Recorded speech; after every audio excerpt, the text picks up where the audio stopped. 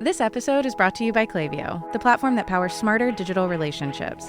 With Klaviyo, you can activate all your customer data in real time, connect seamlessly with your customers across all channels, guide your marketing strategy with AI-powered insights, recommendations, and automated assistance. Deliver experiences that feel individually designed at scale and grow your business faster. Power smarter digital relationships with Klaviyo. Learn more at klaviyo.com/Spotify. That's KLAVIYO.com/Spotify.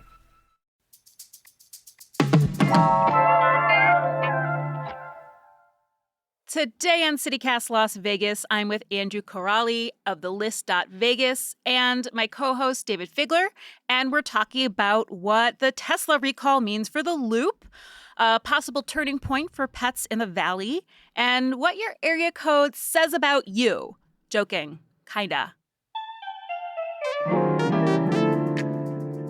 It's Friday, December 15th. I'm Sarah Lohman, and here is what Las Vegas is talking about.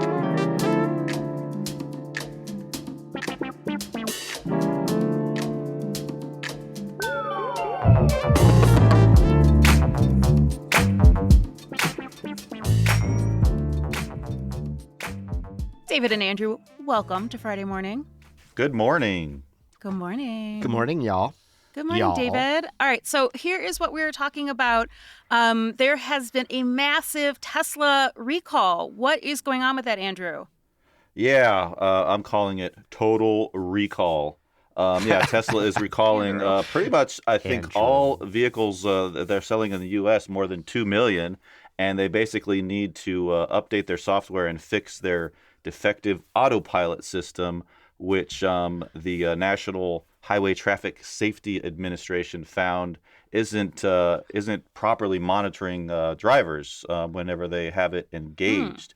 And so it's been implicated in a number of crashes, and the NHTSA has been investigating this for 2 years, and they basically found that crashes happen while the autopilot system was in use in many cases, and in some cases lethally. So and so before you get an image of 2 million Tesla cars streaming into service centers, the interesting wrinkle here is that the recall is actually probably 100% virtual, and it's already been happening. And Tesla drivers of the affected cars are supposed to get a wireless software update, which actually started on Tuesday, and the rest are going to get it later. But so it's a pretty massive software update that is hopefully going to make these cars safer. So so customers don't have to drag their car into a service center. They just have to make sure that they're in a good Wi-Fi hotspot. So the update is designed to keep the drivers more alert while the car is in autopilot. Yeah, so that's the interesting thing, is that autopilot is kind of a misnomer in that the autopilot isn't actually like a complete full autopilot. And according to what I read, the Tesla autopilot, when you engage it, it can sort of steer in its own lane. It can brake and accelerate, but it's not doing things like turning corners or merging on freeways. And the issue is that drivers had been fooling the autopilot because one part of the system is that it detects to make sure that your hands are on the steering wheel. And in some cases, people could hack the system or fool it into thinking that hands are on the steering wheel when in fact they So there's a little bit of sort of outthinking driver hacks in this update to make it safer. The floating question is is autopilot safe? Is it being sort of deployed responsibly? It's been associated with a number of deadly Tesla crashes. I think according to the Washington Post, 17 deaths since 2019 have been associated with the faulty autopilot, and there are some lawsuits regarding that. So it's kind of an interesting case.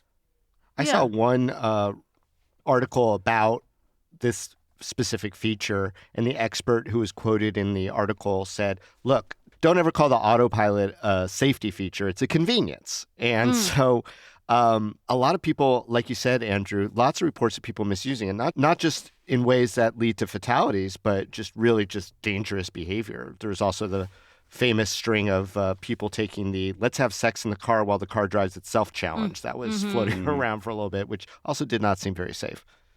Yeah, in a way, I am actually kind of disappointed about this recall as much as Elon Musk and Tesla constantly irritates me because while I'm not interested in having sex while my car drives itself, I would like to nap. That's really my life goal, is to just have a car be driving itself so that I can nap. So I do feel like this is a step backwards.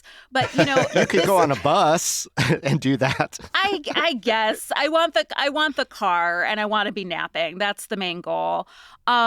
So the follow-up question, and this might be a big question, I don't know if you have an answer to this, but what are the feels in terms of like robot cars versus people-driven cars? We mentioned, I think, that there were 17 deaths, but like how many deaths are caused by human accidents? That's the bigger ask here, right? Right. So we're getting into that, that sort of murky area of statistics. And I did a little research. And according to Tesla's figures, so according to them, in the fourth quarter of 2022, so this is just a sort of a bite-sized kind of snapshot to give you an idea that they contend that their cars are still safer to drive. In the fourth quarter of 2022, they said that that autopilots were involved in 0.2 crashes per 1 million miles. And that's compared to 0.7 crashes per million miles for Teslas not using autopilot, and a U.S. average of 1.5 crashes per million miles. So in that sort of snapshot, Tesla drivers appear to be safer to drive than your average car. And that has to do with, a whole bunch of random factors, right? It's a more expensive car. Maybe they're, driving, more carefully. There's some probably, a lot of complicated socioeconomic factors. So at this point, we can't say it's like robot versus human. There's other things that are affecting whether or not these cars are crashing or not. Right. Exactly. And in the big picture, I mean, cars are as safe as ever. I was doing some research, and in 1913, back when they had the old-timey cars with the horns that went "Ayuga," I can't wait to see where this is going. 34 people died for every 10,000 vehicles on the road. 40 people died for every, And so in 2021, the death rate was 1.66 deaths per 10,000 vehicles on the road. So that represents a sort of 95% improvement. I think the way that this really affects Vegas, though, is because this is our a large air quotes public transportation system, right? We have the Loop. Allegedly, we're going to be expanding the Loop. So the Tesla recall doesn't seem to be actually affecting the Loop at all because, as you said, Andrew, you really just have to have Wi-Fi, and you can download the software update that does what? I don't know if we're really sure yet. But in terms of, I don't know, can we just bitch about the Tesla tunnels for a minute? The weird privatized random software driven system for the conventioneers. Yeah, according to my research, it doesn't look like it's going to be closed, down or anything like that. And that loop is moving according to the Vegas Convention Authority.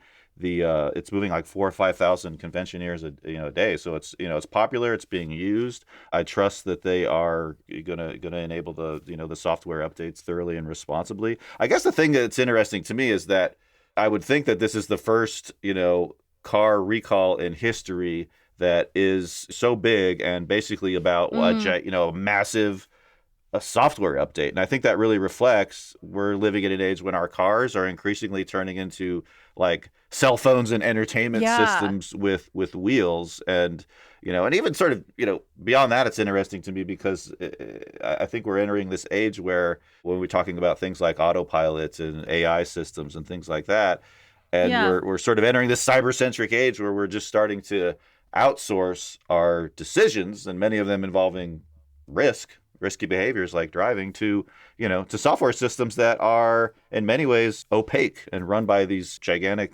private corporations. So it's kind of interesting in that sort of big cultural sort of angle. But David, what if those tunnels had trains in them? Yeah.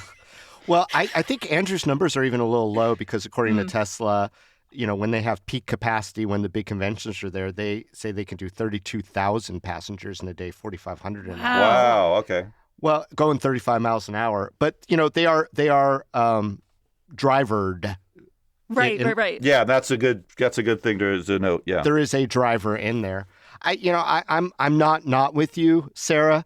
Yeah. Kind of thinking about this movie that I wound up just watching on Netflix the other night called Leave the World Behind with Julia Roberts and Ethan Hawke. It's this apocalyptic drama where they the bad guys who we never see, we don't know who they are, they weaponize all the Teslas to auto drive to choke off escape points on different freeways and stuff. So there's this one pivotal scene where Julia Roberts and Ethan Hawke are just kind of standing there trying to escape, and all these driverless Teslas, all white, coming directly from the lot and just lining up and crashing into each other to create a barricade of white brand new Teslas. So that was an interesting component of that movie as well, as I think about, recalls and potential hacks and Teslas underground. I don't know. Yeah, it's also claustrophobic to me. Like if God forbid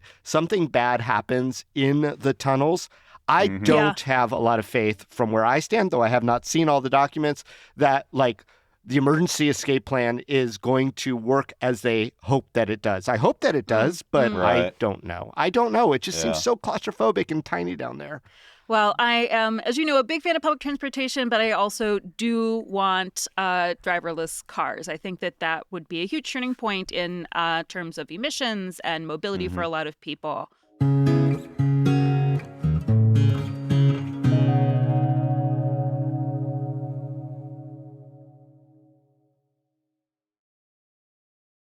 We are going to, I think, pretty dramatically switch topics. But, it is talking about legislature.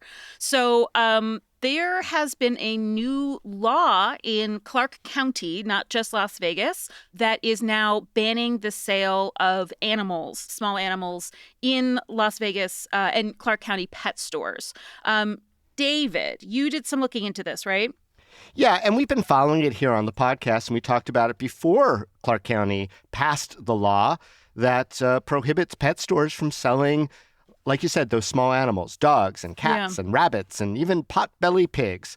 Apparently, the lizard lobby did not have their say as well. But the concept being that, pet stores are connected to mills, and there are a lot of problems that are surrounding the sale of these small animals that a lot of animal rights activists and others have pointed out, and the county acted, creating a complete ban, which goes into effect now, December 20th. So what they've been doing is giving pet stores the option to get rid of their stock as quick as they can, and also transition with some grant programs and other incentives, I guess, to more on the grooming side and the retail side, and some have taken advantage of it.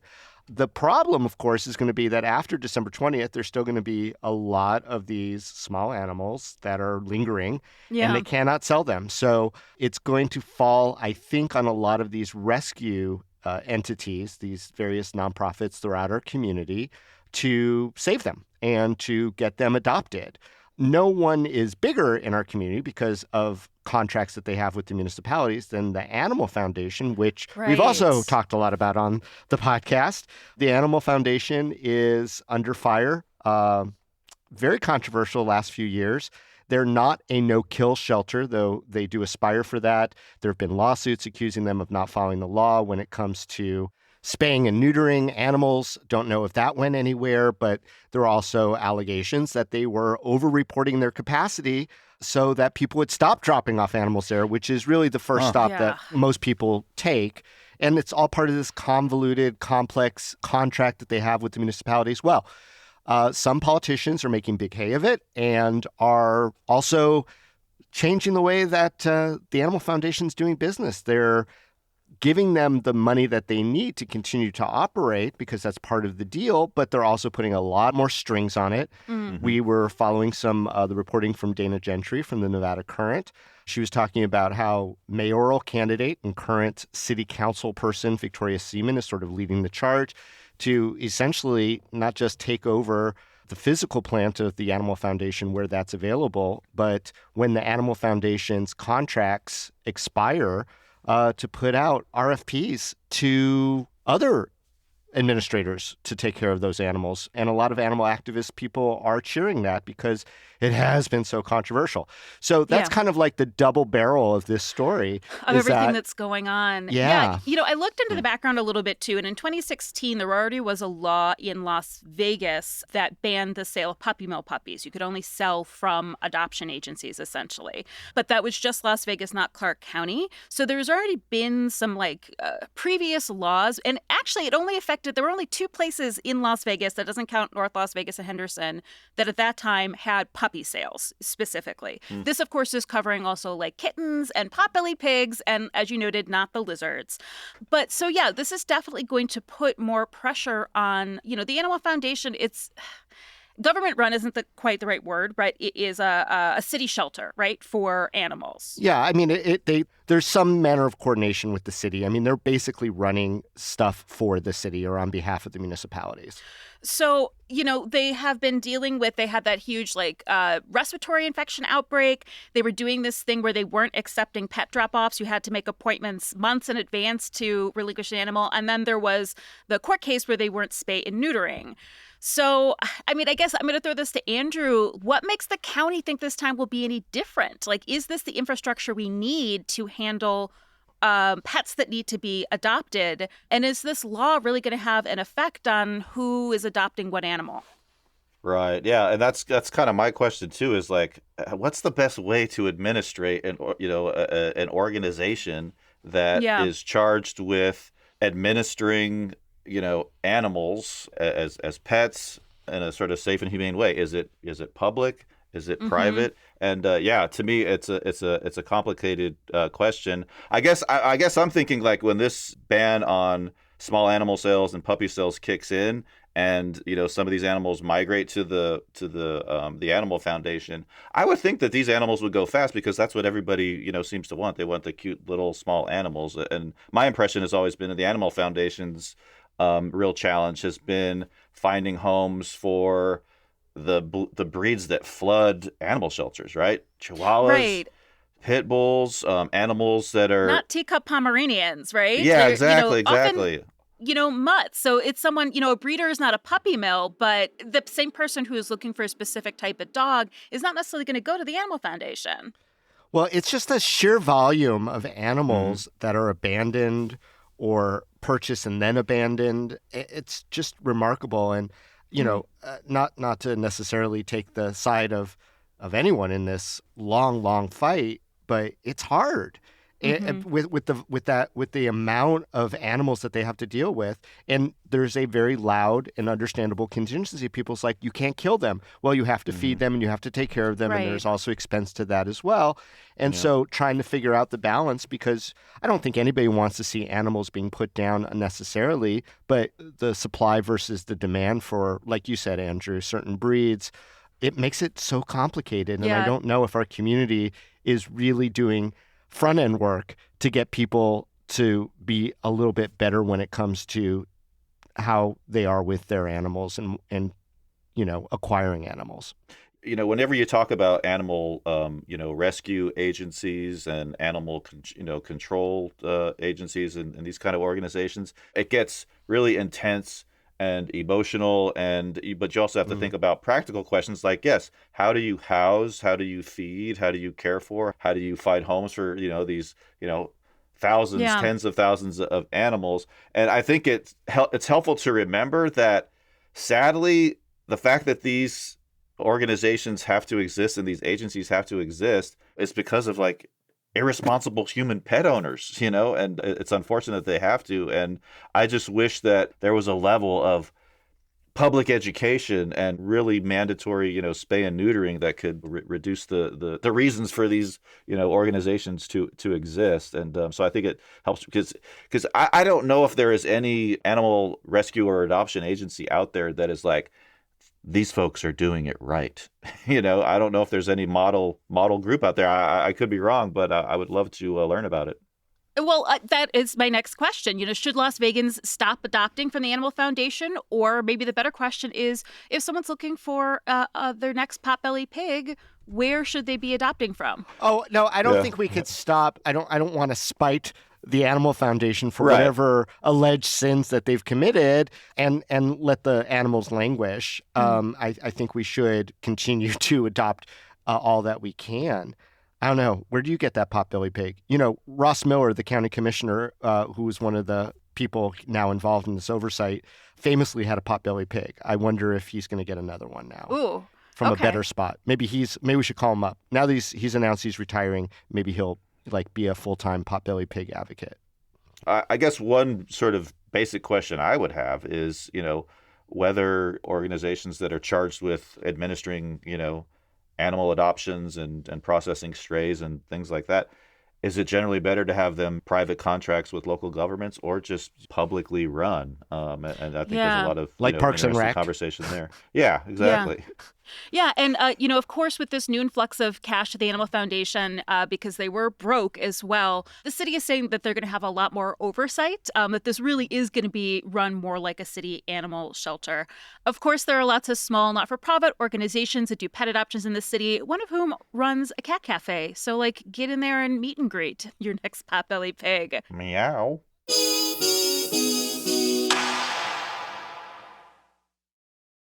Okay, now we're really going to get into the hot topic, and I'm expecting some spice here.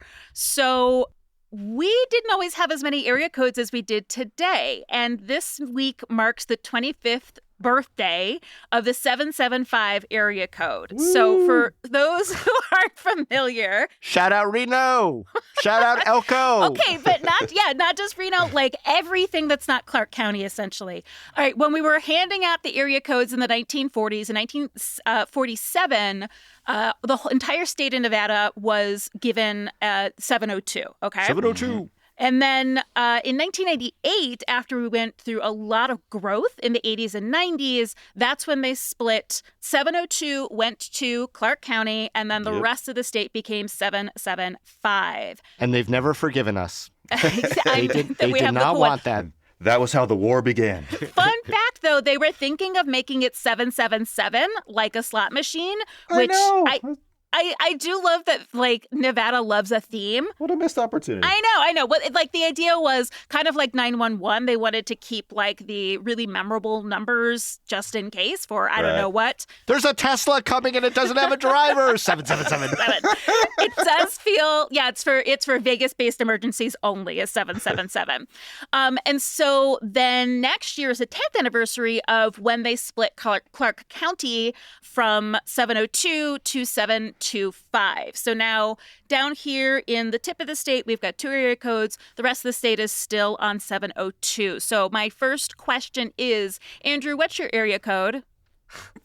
Do you have to ask? 702. I know the answer. David Figler, what is your area code? The official area code is 702, baby. Okay, and I know the question you want to ask me, David, because you already called me out yesterday. Go ahead. Yeah, well, our friend who moved to our community a few years back, did you switch over to the new 725, which is available, or did you find a 702? My area code is 646. New York, baby. I know. You and at gotta that commit, point, Sarah. That is also no. I have not changed my area code since 2006. We now live So in a national area. You can take cell phones from place to place. And when I changed it, it's because when you moved to New York in 2006 from the Midwest, they were like, "You're not going to stay. The big city's going to eat you up." So you had to have a local phone number to get an apartment and a job.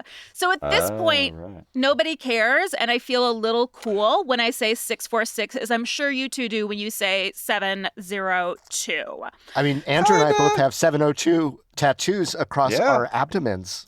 Across your abdomens? Yes, in large Old English lettering. Oh, on my left ab, I have 702. On my right, I have 725. And I only have 2 abs. Oh, I had a feeling, Andrew, that you were going to be more embracing of the newcomers than grumpy old Dave Figler. Well, trademark TM. So it's funny. So I have 2 thoughts. One is it's funny whenever. So making friends and keeping friends in Vegas is really hard. And when cool ass people move to town, Truth. I glom onto them and start, sucking the soul out of them and try to welcome them and bring them into Vegas life. But there is That's this a little caution, psychological. Sarah. That's a red flag, Sarah. Yeah. For you. Well, and so. But that's funny. So when we text and I'll see their number and it's like a 213 or a 646 or whatever, there's always this little question in the back of my mind, and I'm like, how long are they going to stay here? Are they really committed? And so there actually is that sense of like, when you switch, you're in. On the other hand, I do recognize like anyone who's got a 725, I don't give them the side eye. And my take has always been, some of these little battles over, geographical identity and regional pride and things. When they relate to Vegas, they're always kind of funny because truth is Vegas was built by outsiders, and if anything, we should be giving all the 725s the love because they're the folks who keep the energy fresh and keep Vegas changing, and that's what Vegas is meant to do. Boom! Turned it around on you. Surprise! I'm going to say that this is. I think this is true more ways than one. But Las Vegas is New York in 2006. In that now I need to switch. I need to find someone 702 to truly be accepted here. David, do you feel 702 has that cachet? Yes, in much the same way that a couple of us. Old timers try to hang on to our old license plate backgrounds. It's the same kind of thing. The blue and white. It's because we grew so fast, as a community that hanging on to some vestige of that small town, which we all sort of revel in nostalgically, is our phone. It's our own damn fault. We grew so big we had to split it all up. Honestly, I think it was all the beepers that JJ sold. And that's another deep cut. King JJ! And I knew that Andrew was going to JJ, king of beepers. Yeah. No, they used to sell pagers. And everyone had pagers and fax machines, and they were all 702. And it just, but we do have to embrace. We have to face the consequence of our own growth and accept our brethren and sisterin in the 725. Yes, so, we Sarah, embrace you. if you were to take the plunge, you would be embraced. You would not be ostracized. Although I do get more spam calls from 725 than any other area code. Yeah, what is up with that? Yeah. But hey, random question that we may or may not know the answer to. So, can you acquire a 702 number if you roll into town, you're like, oh, I want a BOG. How do you do that? Okay, so at the moment, it says that we are not in any danger of exhausting our area codes, all three of them, until 2064 or something. So in theory, they're out there. But again, I literally haven't changed my number since 2006 because the laws have changed that even if you change your cell phone company, you take your phone number with you. So I guess what you're really saying is the two of you want me to have a landline that you can call me on. Oh gosh, the landline. Well, maybe one of those with those red phones that's like the lips. I'm going to get a Garfield phone with a really long cord from the kitchen. Just a funny little weird story, and this is more about phone numbers than area codes, but a dear friend of mine had the coolest phone number growing up. It was 702, 222-3333. And some law firm called her up and said, we want to buy your phone number. And she totally sold it to him. I think I know a lawyer that is. Yeah. Well, it's probably past hands. That sounds like Holly Golightly and Associates. So I was going to ask you what your reactions are with 725. I feel like Andrew is going to embrace anybody with a Nevada. Embrace the 725. Bring cool people into Las Vegas, get them to stay. David is going to reluctantly embrace anyone. I will come around. Yeah, would come around if they were cool enough. Not a scammer. Yeah. Okay. I don't want your solar panels, 725. But I will say that as far as trashy tattoos go, a 702 will always look better than 725. Yeah, 725 won't play on skin, I don't think. Not yet. Okay. Wasn't there was a singing group called 702 that had a little bit of great success R&B. as well. Yeah, great R&B act. Yeah, for sure. Yeah. And but yeah, I love the 725s. I love the 646s. You're all welcome. Thank you. But there is a little bit, Andrew, a little bit of it's 702 is still cooler. So I have 3 rapid fire questions for you two. Get ready. What's worse, a 725 area code or an Oakland's A's jersey? Oakland A's jersey. A 725 area code or a Tesla with a California license plate? Tesla with the Cali plate. Come on. A 725 area code or saying Nevada? I got no hate for people who go Nevada. I Yeah, don't. because isn't that technically legit? I don't know. We So, had a yeah. whole podcast about that too. Yes. I heard someone say Nevada the other day, which is Nevada. technically correct, Yeah. but it's the in or the out. Oh my gosh. Okay, but which one is worse, 725 or Nevada? Nevada. 725. I guess if I had to choose. Oh, 725. Damn, a split. It's the scammers. They're in my head. Now you all know if you have a 725 area code, you're not quite as cool as 702, but you're not as much as a loser as a 646 in Clark County. Oh, want, Sarah. We accept all orientations. I'm here for the long haul, guys. You don't have to worry. But how about them 415s? Let's talk about them. I don't even know Bay where. Area. Bay Area. Okay. Oh, yeah. I'm sure Reno has all sorts of thoughts about 415. I don't think Reno really cares what we're doing downstate because at this point, most of them are from San Francisco anyway. I would just have loved if the rurals got 777 and then we're like, all right, Southern Nevada, we're going to be 666. Boom! There it is. Sin City, tied together. Love it. But no. Yeah, I'm going to hold out to change my number until 2064 when they introduce 777. That's what I'm doing. Okay, Andrew, David, thank you so much for this conversation. Thank you. It was so fun. Always fun. FUN. All right. Bye, gents. So before you go, special shout out to listener Eileen Glovsky, who texted us to suggest that we list our holiday shopping guide on the website, which we promptly did.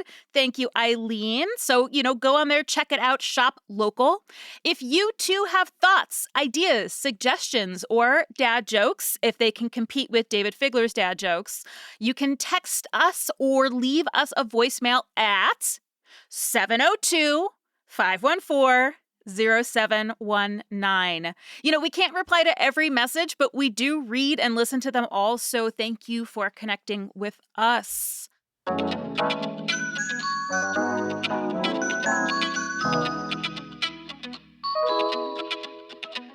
That's all for today here on CityCast Las Vegas. Our executive producer is Sonia Cho Swanson. Our producers this week were Layla Mohammed and Dylan Brogan. Our newsletter editor is Scott Dickensheets. And your hosts are me, Sarah Lohman, and David Figler. Music is by OG Moose, Epidemic Sound, and all the kimonos. We record this show on the traditional homelands of the Nawubi, the Southern Paiute people. And if you enjoyed this show, why not tell a friend, rate the show, leave us a review, and subscribe to our morning newsletter. We'll be back Monday morning with more news from around the city. Take care.